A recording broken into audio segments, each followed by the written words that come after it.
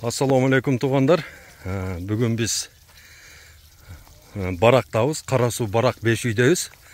Мына бапакеуіз, ұшыл жерлік бапаке. Бүгін ұшыл жерге 500 килограмм ұрықтық сөлжан салды. Мына қық кеңір екен бұл жерде, су кеңір екен. Мына бабакен, мына жанында дағы бір аз көріп тұрам, бір 15 үйлі тұрады. Сілер дағы баққылаушы бабакеден үйреніп, мына көп қиыншылық жоқ бұл жерде туғандар.